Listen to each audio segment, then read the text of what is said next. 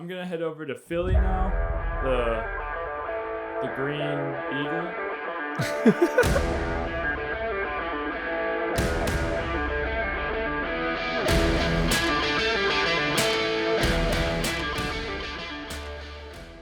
What's up, fantasy football friends, and welcome to our 4-part series where we give you the players that we value most from each team. But first, we got some news. Just 2 bits of news for you, quick stuff. Kellen Moore says that Eckler's still the guy. Was asked in a post-practice press conference. It was pretty obvious, but there's been a little bit of rumors about Josh Kelly or another guy possibly stepping in, taking over some work. Isaiah Spiller, I believe, is the RB3 there. So a good sign for Eckler. Kind of something we already knew, but it's good to hear the new offensive coordinator coming in say that. And then secondly, out of Indianapolis, Zach Moss, the running back, the presumed starting running back, now that Jonathan Taylor was out for the first 3 weeks, Zach Moss, guys, is out for 2 to 3 weeks to start the season. Definitely look for Deion Jackson if you're looking for a guy to roster on your last bench spot maybe, or someone that might be a top waiver wire addition going forward. We saw him fill in admirably against the Jacksonville Jaguars last year. I believe he had 10 receptions. Running back situation in Indy is not good right now. Headed over to the AFC East. I'm super excited to start off this video with Aaron Rodgers out of not Green Bay. Not Green Bay. New York. Big city there, guys. Big Apple. Big Apple. Big green apple.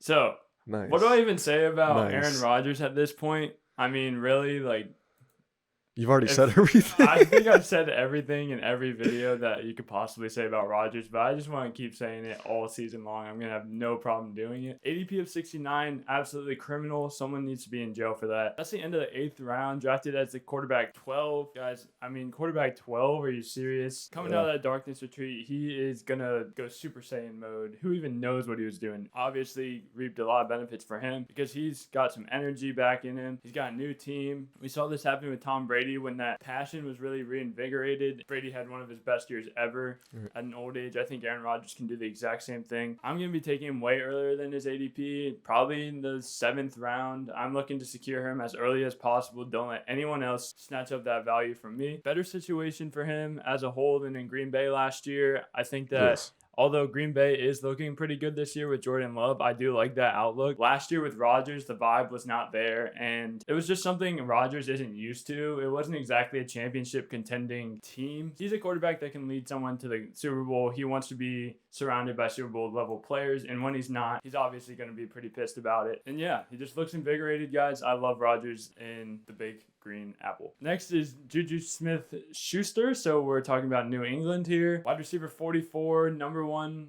wide receiver in that offense. I mean, wide receiver 44, guys. He's definitely going to return that. ADP of 104. Late round guy. Obviously room to grow. Didn't have the best season that you'd expect last year, but we saw Kelsey basically just be the receiver there. I think he's a pretty safe bet to at least return value, in the later rounds. You can't really go wrong with JuJu Smith-Schuster. I don't think anyone's going to blame you for taking him. And someone that, if he turns out well, could be someone you start on a regular basis. Right. I mean, the only thing I'll add is you and I have talked about this. I think we're expecting that Patriots offense to open up a little bit with Bill O'Brien coming in at offensive coordinator versus having a true defensive guy, Matt Patricia, last year. I don't know what they were doing there. With Bill O'Brien coming in, guys, that's who was the OC with Mac Jones at Alabama. So I'm looking for that offense to open up a little bit more, be a little more efficient. Juju should obviously be a beneficiary of that. And they let Jacoby Myers walk for the same exact deal that they signed Juju to. So it's obviously they're looking for more at the receiver position, and Juju was that guy for them. I really like that pick. Like you said, wide receiver 44. I don't see how there's any way he doesn't return value on that. Stay in the AFC East. From Buffalo, I got another pick that I really love, Gabe Davis, guys. So I was deciding between James Cook and Gabe Davis, but I think the value for Gabe Davis is really great this year. Being drafted at the 102 position, that's just way late in my opinion. When we first started doing this, I was like, I'm not ever going to draft Gabe Davis. He was so boomer bust last year, blah, blah, blah. But it's okay, he was getting drafted in the 4th, 5th, 6th round, anywhere in there last year. Now he's going in the 9th round. Yeah. So it's he's basically the same player he was last year, just healthier. Right. So it's we know who Gabe Davis is. His catch percentage for his career is 54.1. He averages 17 yards a catch for his career. So he's a big play guy. He's had at least 6 touchdowns in every single year. Too bad his quarterback's terrible.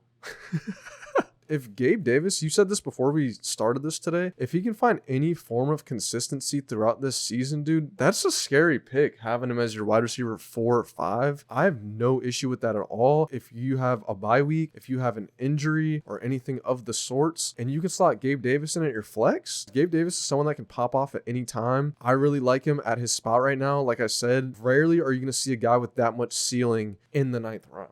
I can't put enough emphasis on that. At the 102 spot, no complaints there. Moving to Miami. Now, this was a hard one because you know where Tyreek and Waddle are getting drafted. Jeff Wilson's injured now. Mostert doesn't get me very excited, but I went with DeVon Achane, rookie out of Texas A&M, pick 110. He's getting drafted very late. I think he offers a lot of upside. He's a speedster. We saw him get injured in preseason, which is a little discouraging, but I think if you can take this guy at the top of the 10th round as your RB5 or something, I think he's one of the better backs to start taking a shot on. I just think he has a lot of upside in that offense. I think that offense is molded perfectly for him. Speed, explosiveness, that whole thing. I mean, we see Mostert with his speed, how he operates in it. So I think if you get some fresh young legs in there, guy that ran a 4.28 at the combine. So DeVon Achane, guys, he's my value pick for Miami. I just think he offers some good upside there. I can see him being one of those guys where midway through the season, wins some guys some championships, or at least gets you through some weeks where you're having some rough spots. There's a couple of rookies that if you haven't drafted yet, or maybe on your waiver wire, that Achane is kind of around when you think of upside and ceiling and opportunity. Two of those guys are Zach Charbonnet and Tank Bigsby. Look out for those two. I think all three of those guys you're happy to have on your team and stash for a while. They could really pop off at the end of the year. Right. So now we're going to go to the NFC East. I'm going back to the apple, the blue apple. So the New York Giants, I'm going to go with Daniel Jones at the quarterback position. Now, I feel like this is a little bit of a cop-out because obviously, you can find quarterback value at the end of drafts. Right. That's pretty well known between most fantasy players. But if you're a new guy, there's a little tip for you. 4th in rush attempts behind Fields, Hurts, and Allen. He runs the ball a lot more than people give him credit for. He has that upside and honestly a really smart runner. I think he takes his opportunities when he should. He doesn't look to go OD on the runs or anything like that. Quarterback 9 last year. I think that another year with Dable as his coach, we saw what he was able to do transforming Josh Allen into a kind of iffy guy to, MVP caliber. Stud. I think that second year with Daniel Jones, we see him take another step up. I'm going to head over to Philly now. The Green Eagle.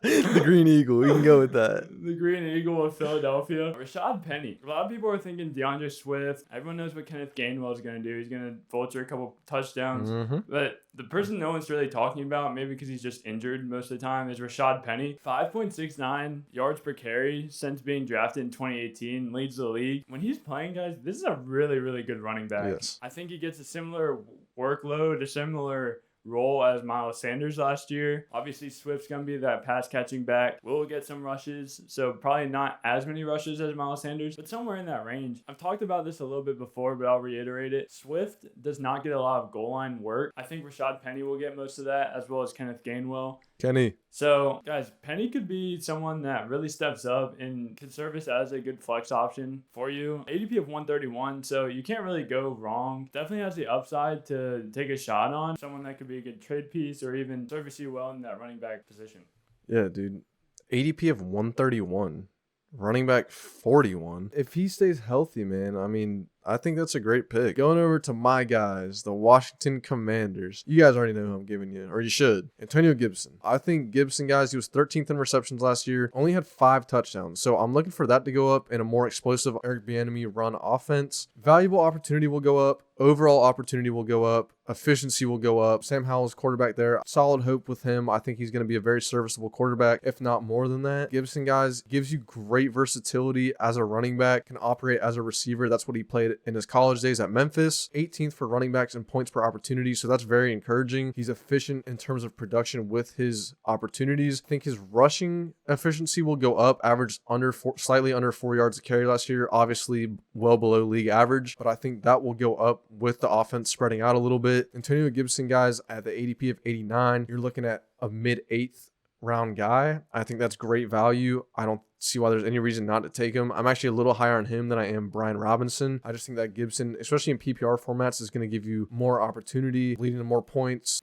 Might be a bold take, but I think he might push double-digit touchdowns just with the way he's going to be used. I mean, certainly possible. I think with McKinnon, yeah. I mean, I just think it's very encouraging. Moving to my rival, the Dallas Cowboys. But a guy I love, Brandon Cooks, getting drafted right behind Antonio Gibson at the 92nd pick, going off the board at wide receiver 38. I don't see how Brandon Cooks finishes any lower than that. I certainly think he'll finish much higher than that. I think he's going to be a top wide receiver 3. I think he's going to be a guy that you can draft as your wide receiver 4 or so, and you're going to end up putting him at your flex. Hopefully he'll cause you a headache where you have to end up trading someone or use him as trade value. Guys, I think we've seen Brandon Cooks do it on so many different teams. He's just a productive guy.